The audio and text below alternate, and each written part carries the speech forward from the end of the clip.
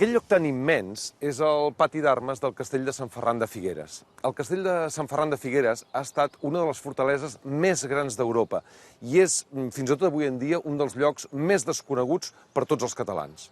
Va ser pensat a finals del segle XVII, construït a mitjans del segle XVIII i atacat durant el segle XIX. I fins ara, fins al segle XXI, pràcticament molt poca gent s'han recordat d'ell. Avui explicarem la seva història, la seva vida, que ha estat una autèntica odissea, i ho farem aquí, naturalment, al programa Odissees.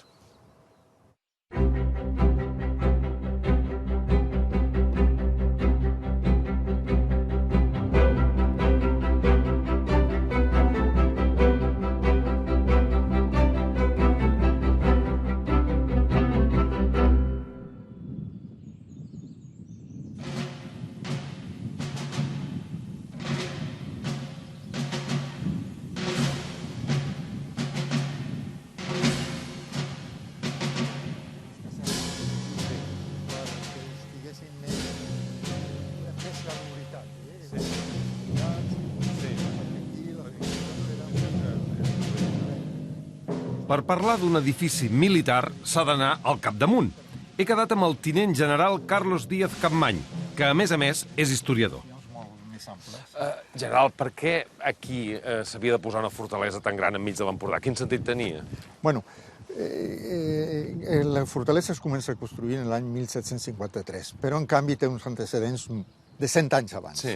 100 anys abans, en l'any 1659, es signa el Tractat dels Pirineus i tot el Rosselló queda de part del Regne de França. Fins a aquell moment, el Rosselló era el cap de pont que tenia el Regne d'Aragó i el Regne d'Espanya per defensar tota Catalunya.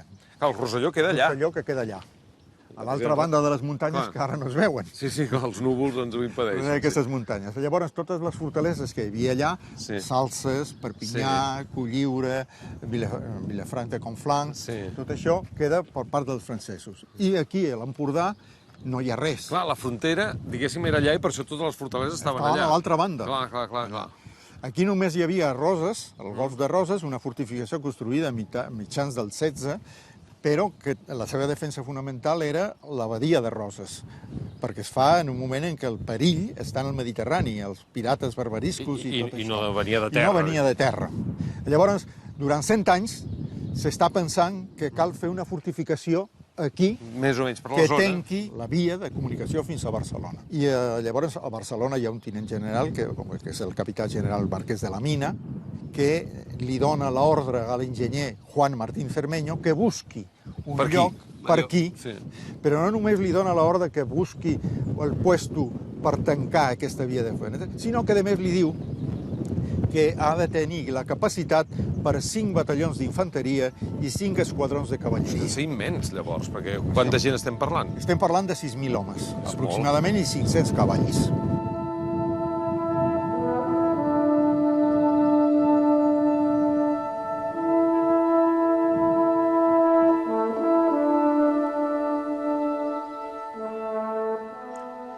Això és la part frontal del castell de Sant Ferran. La veritat és que ningú no ho diria, només es veu una petita punteta del castell. Per què? Perquè els atacants, quan haguessin de pujar aquesta muntanyeta, es trobarien això.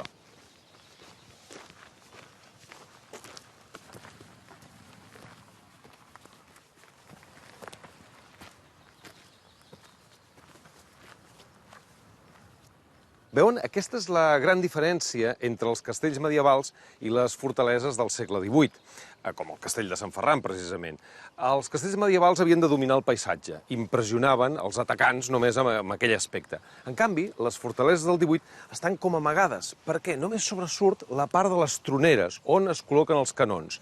En aquesta època és l'artilleria precisament la que domina el camp de batalla, i per tant, només veure els canons dels defensors, els atacants s'ho pensen més d'una vegada.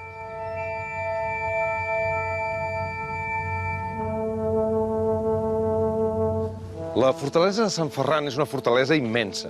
Estava preparada per acollir 4.000 soldats i 500 cavalls. Esclar, en cas de setge, tota aquesta gent havia d'alimentar-se i, sobretot, el que era més difícil, havia de beure. Quina era la solució a aquest problema? La resposta és aquí sota.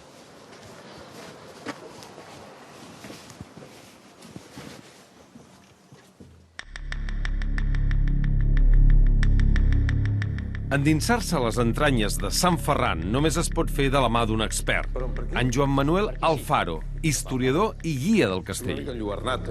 Bueno, això t'acostumaràs a poc, eh? Sí, a fora hi ha molta llum i aquí ho veig tot això molt fosc. Jo aquí al flotador i ja està. Una, dos. Molt bé, perfecte. A terra. Upala. Molt bé, de primera. Sí? Ho he fet bé? Doncs no em sembla, eh? Perfecte. Sí, te les deixo aquí. Doncs vinga, així ho apaguem. Molt bé. Caram, quin lloc. I tot això està just a sota del pati. Sí, dels 10.000 metres quadrats de superfície que té el pati d'armes, 7.200 són de cisterna.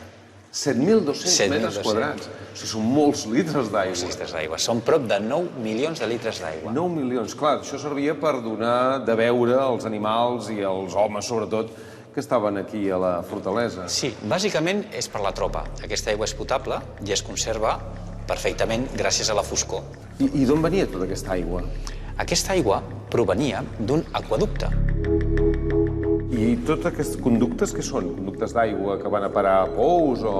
No, simplement són arcades. Pensa que la planta de la cisterna és una planta que és com si fossin dos basíliques comunicades per les cantonades. O sigui, per entendre'ns, en cas d'un setge i que ens tallen l'aqüeducte, per quant de temps tenim aquí amb tanta aigua? Per un any.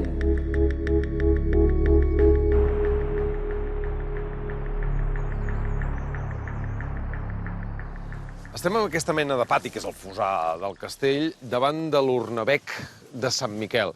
Per què són tan grans aquests fossars? Quina lògica tenen? Bé, la lògica respon a una estratègia militar, no només el fossat, que naturalment és per impedir l'entrada de l'enemic, sinó la mateixa estructura del castell també ja segueix aquesta lògica. Tota aquesta forma d'estrella que té el castell respon a la necessitat que l'enemic sempre estigui sotmès a un foc creuat. Per exemple, mira, si veiem aquí, veieu que aquí hi ha una passera. Sí, el passadís aquest d'aquí. Doncs, quan arriben aquí, es troba amb el foc creuat d'aquí del baluart, aquesta peça que tenim aquí. Que dispara de front. I amb el foc de la cortina, el foc del mur i el foc de l'altre baluart, si cal. Potser de l'Ornabec també, clar. Evidentment. I si passes per aquí, igual. Clar. Per tant, la lògica sempre seria sotmetre a l'enemic a un autèntic... crear-li un infern, perquè realment entrant aquí, en diferents punts en els quals et vagin disparant realment quedes arreglat. És una lògica absolutament letal. Absolutament letal, perquè abans, en les antigues edificacions, si no hi hagués aquest baluart ni aquell, que només hi hagués el mur, quan tu arribaves al mur ja entraves en una zona de punt mort. Pràcticament només podien, des del que tenies ben bé sobre, de poder-te abatre. I a més, clar, s'havia d'arriscar molt. En canvi, d'aquesta manera, sí, hi ha diferent gent que va abatent amb el foc a l'enemic, doncs realment li crees unes grans pèrdues. Quan la fortalesa era assetjada, què volien els enemics? Volien enderrocar tots aquests murs. Hi havia dos sistemes. Un era el clàssic, a canonades, tombar un dels murs i llavors entrar-hi. Però l'altre sistema era una mica més sofisticat. Era fer una mina per sota de la muralla, dinamitar-la i que llavors caigués. Què podien fer els defensors en aquest cas? Doncs feien una cosa que s'anomenaven contramines. Feien un túnel que sortia del castell i anava cap a l'exterior. I a partir d'aquí, amb aquesta contramina, hi havia una guàrdia silenciosa que vetllava perquè això no passés.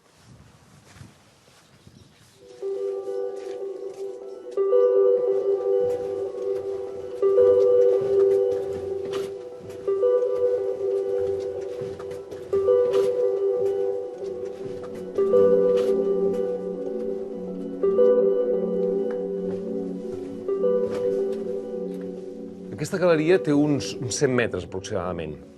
Què feien els defensors? Doncs feien aquesta galeria i, molt en silenci, intentaven escoltar si s'estava fent una altra galeria en contra, precisament una mina per intentar tirar els murs. I si els sentien, si sentien els enemics que venien, doncs tenien dues possibilitats. La primera era utilitzar precisament aquestes galeries laterals, veuen aquí, que arriben fins aquí, i aleshores posar-hi explosius. I quan els sentien a prop, bam! Volar-los. L'altra era una mica més sofisticada i més valenta. Era anar sentint si s'apropaven i quan estaven molt a prop, fer un forat i atacar-los a la foscor, llavors fer una lluita dins d'aquestes mines i impedir que assaltessin. És clar que s'havia de ser, aleshores, molt i molt valent.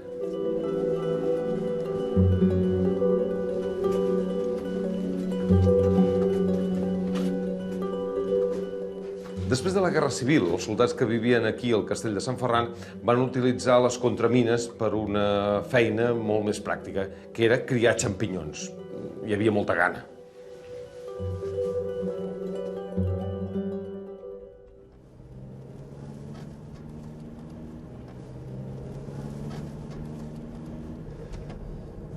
Aquesta és l'actual frontera entre l'estat espanyol i l'estat francès. Encara hi ha les duanes. Doncs bé, aquesta frontera és relativament nova. És des de 1659, quan es va signar el Tractat dels Pirineus. Fins aleshores la frontera estava bastants quilòmetres més al nord. Per això es va haver de construir el castell de Sant Ferran, perquè precisament totes les defenses estaven molt més al nord. No hi havia cap defensa al sud de la frontera.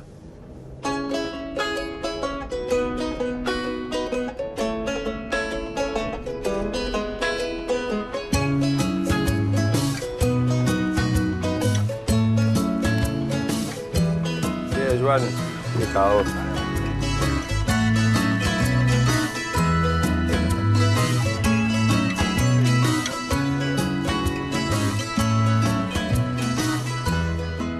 Escolta, m'acabo de passar la frontera tot just ara i, esclar, és la frontera d'avui en dia. Suposo que a 1659 devia estar molt més enllà. Exacte, era uns, què direm, 50-60 quilòmetres més amunt, més cap al nord, perquè aquí ets al Rosselló i aquesta frontera va ser feta a partir del famós Tractat dels Pirineus, que va ser firmat de l'altre cantó del Pirineu, a l'illa dels Fallan, allà al País Basc, i per allà, allí a dreta. I això va ser la separació, després justament d'aquella famosa guerra de separació, la guerra dels segadors, la separació. Però és una separació que m'imagino que devia ser fins i tot familiar, no? Perquè, esclar, la gent, aquí no hi havia cap frontera, aquí la gent baixava una mica cap enllà i anava a Figueres i després tenia família a Perpinyà i vull dir que no devia ser una relació ni molt menys. Això, però, sí, aquí a dreta també. Això, la separació, de fet, va ser una separació política artificial que no va pas separar la gent de banda i banda d'aquella nova frontera.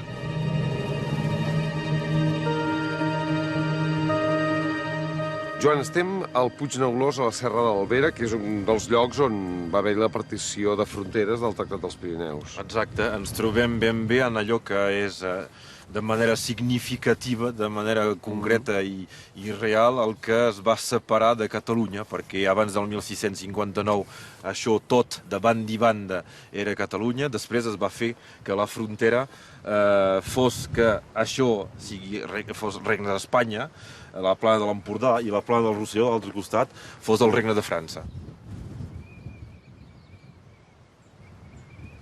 Veig aquí uns pals amb filferros. Això què és? La frontera o són tanques per bestiar? És la frontera i també avui tanques pel bestiar, també abans, És aquella frontera que es va fer real en aquell moment, el 1659, però, evidentment, en aquell moment no van pas posar tanques i pals i filferro com hi ha. Clar, és una visió tangible del que és la frontera, tal com ho pot veure encara la gent, això sí. Els francesos d'aleshores, en aquella època, deien que aquí s'havia posat la frontera perquè els Pirineus era la frontera natural de França. Això té algun sentit? Té raó de ser, el concepte aquest de la frontera natural? Les fronteres, fins i tot les naturals, les fan les armes i els exèrcits. Doncs es va inventar el concepte de la frontera natural, és una teoria política, que va dir que la natura feia que França s'havia d'acabar aquí perquè les Gàlies s'acabaven aquí, però durant segles i segles abans la natura feia que França s'acabava uns 60 quilòmetres més al nord, allà. Per tant, clar, les fortaleses que hi havia abans, totes estaven encarades cap allà, tancant les corberes. Estaven les dues principals, a més molt conegudes i encara existint i que es poden visitar. Primer, la ciutat de Perpinyà, que era que en deien en aquell moment la porta d'Espanya, o la porta de Catalunya, muro i llave d'Espanya, fins i tot en deia el moment de Carles V, i evidentment la fortalesa de Salses, la Salsa que realment, si Perpinyà la porta s'alça devia ser el pany, la frontera natural s'acabava allà. Si tu creus, Joan, que la fortalesa del castell de Sant Ferran de Figueres ha fet més frontera que no pas totes aquestes tanques i tots aquests conceptes que veiem ara. Segurament en aquell moment el concepte de la frontera és un concepte d'espai, més que de línia. Avui hem vist aquesta línia com si baixéssim el coll. Sí. La gent sap que quan passa la frontera veu una línia divisòria pel mig, fins i tot pintada, molt prima. En aquell moment és tot un espai que és frontera. Gairebé tot el Rosselló, tota aquesta plana, és la frontera de Catalunya o de l'imperi hispànic de cara a França.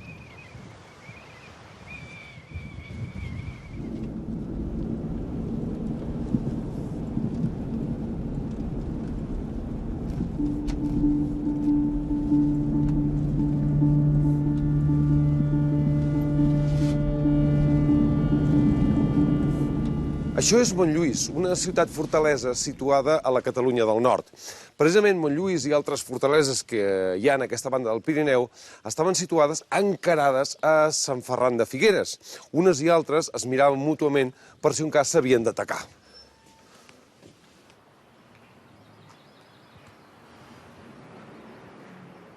La fortalesa de Sant Ferran de Figueres va ser construïda per Pedro Antonio de Cermeño.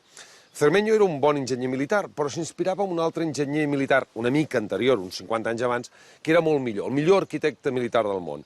Era el francès Vauban. Vauban es va dedicar a fortificar totes les fortaleses que hi ha a la banda catalana francesa. I quina era la millor fortalesa que va fortificar Vauban? Aquesta, la fortalesa de Montlluís.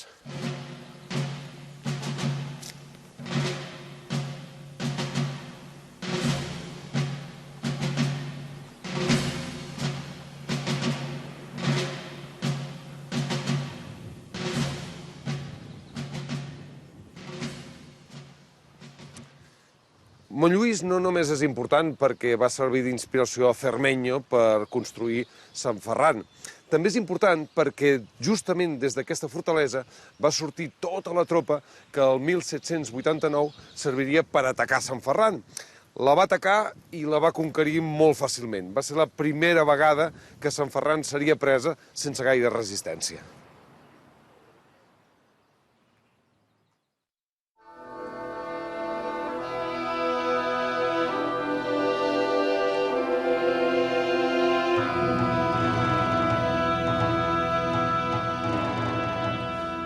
L'ocupació més sonada que va patir el castell va ser durant la Guerra del Francès. Les tropes de Napoleó havien entrat a la península com aliats. Quan el general francès es va plantar aquí amb un munt de tropes, va demanar que deixessin entrar a reposar 200 quintos. Quan els quintos van entrar, resulta que eren veterans i van prendre el castell sense disparar ni un sol tret. Els francesos tampoc van resultar ser uns grans defensors de Sant Ferran. En plena guerra, un capellà agosarat, mossèn Rovira, els hi va prendre el castell en un 3 i no res.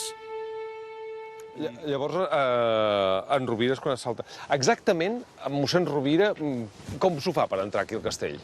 S'ho fa amb seny, amb molt de secret, i les tropes s'ajunten a Vic, O sigui, per a allà baix. Santa Maria del Corcó, venen en dues columnes, de manera molt sigilosa, molt discreta, molt d'amagat, fent veure que anava a un altre lloc, fent veure que anava a França, fins venir a parar en aquest turonet d'aquí davant, en aquests boscos, i quan cau la nit, a mitjanit, els 1.000 homes formen 4 grups d'assalt i una reserva. Llavors salten el fossar, passen per aquí, van fins a la porta principal, sota el pont que dona accés, que hi ha la Poterna, i el primer grup d'assalt se n'encarrega del cos de guàrdia principal, que estaria allà. El segon grup va directe al Palau del Governador i a l'Estat Major.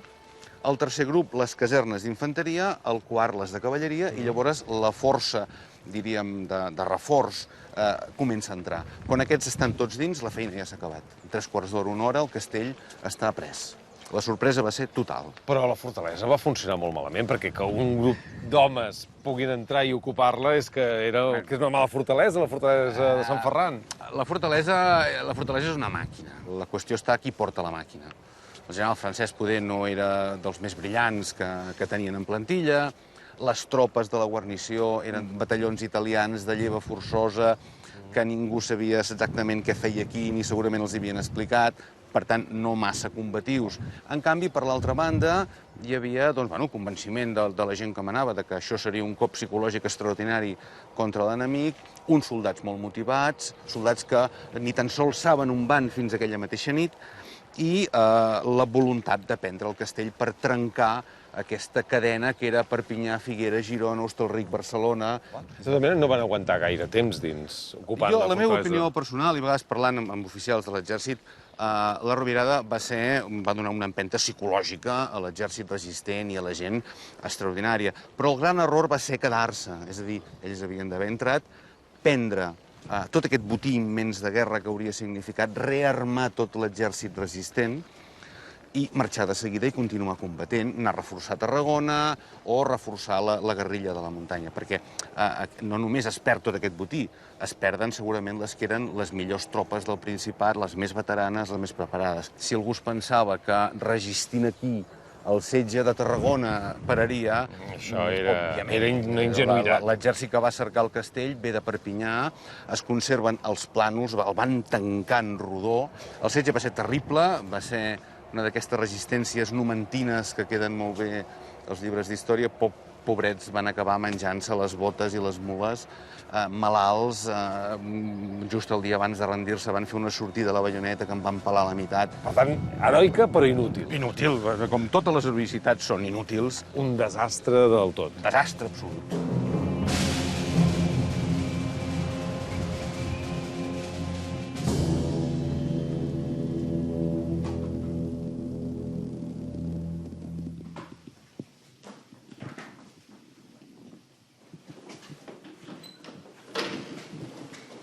Un dels episodis més polèmics de la història de Sant Ferran és el de la mort del general Álvarez de Castro, el defensor de la ciutat de Girona. La versió canònica és que Álvarez de Castro va morir torturat pels francesos després de ser capturat. L'historiador Lluís Maria de Puig ho ha investigat i ha arribat a conclusions ben diferents. El castell de Sant Ferran de Figueres té una història llarga, és un dels més importants castells que es construeixen al seu temps, però també ha sigut un dels castells més fàcils d'entrar-hi que tenim a Catalunya en la seva història. És una cosa curiosa. En tot cas, disposem d'una certa bibliografia que ens explica molt bé tot això. Jo em concretaré en un episodi històric molt precís, el de la Guerra d'Independència, i sobretot vull parlar de la mort d'Álvarez de Castro en el castell, que està molt en discussió perquè durant molts anys la interpretació era que el van assassinar, que el van torturar, alguns diuen que el van enverinar, no només alguns, sinó que hi ha una làpida en el propi castell de Figueres que diu «Murió asesinado en esta estancia víctima de la iniquidad del tirano de Francia». Bé, precisament el tirano de França, a què es refereix aquesta làpida, no volia que es morís a Figueres. I les seves ordres eren clares. Encarrega a aquests generals que comprovin si havia jurat o no fidelitat a Josep Napoleó i si això es verificava, doncs declarar-lo traïdor i fer una execució del general a Barcelona amb ignomínia, és a dir, sense honors militars, no fusellat sinó penjat, una cosa d'escarment, de gran impacte públic. Això és el que pensava Napoleó i el problema dels seus generals per explicar-li que se'ls hi ha mort i que se'ls hi ha mort de malaltia. I en tot cas, allò que hi ha a Sant Ferran, allò que hi ha al castell de Sant Ferran, que és la història d'una mort que no va ser, doncs el que cal és reivindicar simplement la veritat històrica. Després de la Guerra del Francès, el castell encara hauria de patir un darrer setge. El 1823, un exèrcit de nom una mica fatxenda, els 100.000 fills de Sant Lluís, el va assetjar. Després de 5 mesos, el castell va caure, un altre cop, en mans dels francesos.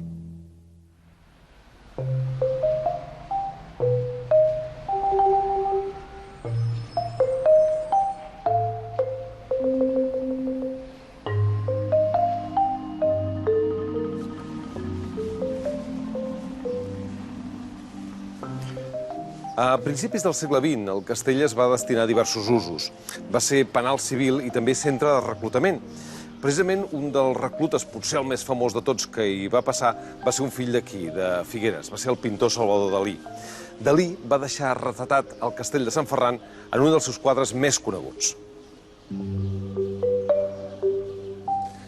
Potser la tenen vista perquè és molt coneguda, però d'aquesta època precisament és la foto del Salvador Dalí vestit de militar al costat d'un dels seus grans amics, el poeta Federico García Lorca.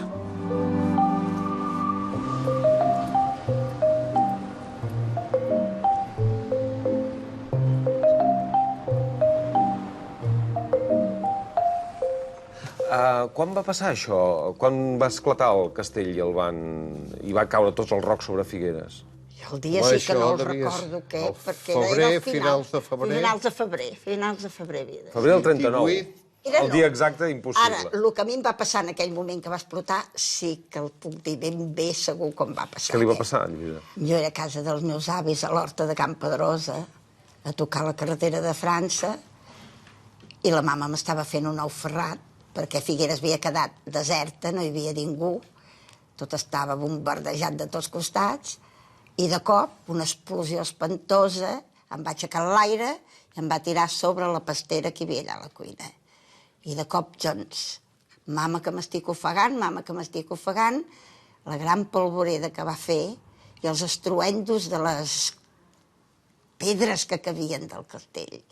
Va quedar l'horta plena de rocs i de tot, el que vàrem tenir la gran sort, perquè abans ja hi havien caigut 12 bombes durant bombardejos i a la casa no em va tocar cap. Però tota va quedar pedregada com no s'ho podeu imaginar. Aquí a Can Duran també va caure una gran pedra. Sí, una pedra enorme com més grossa que aquesta taula. Déu-n'hi-do. I va venir volant del castell, va foradar tot l'edifici i, bueno, la pedra va quedar aquí, la feina va ser nostra per fer-la treure, perquè no hi havia força humana per poder treure allò. I va fer mal a la gent de Figueres, aquella explosió, aquells rocs que van caure des del castell? Va fer mal als que pobres encara estaven fent la retirada per la carretera de França. Que, esclar, això és al costat de la carretera de França, una muntanyeta, no? Ara, la gent de Figueres és que va quedar fet un fantasma a Figueres, No hi havia ningú.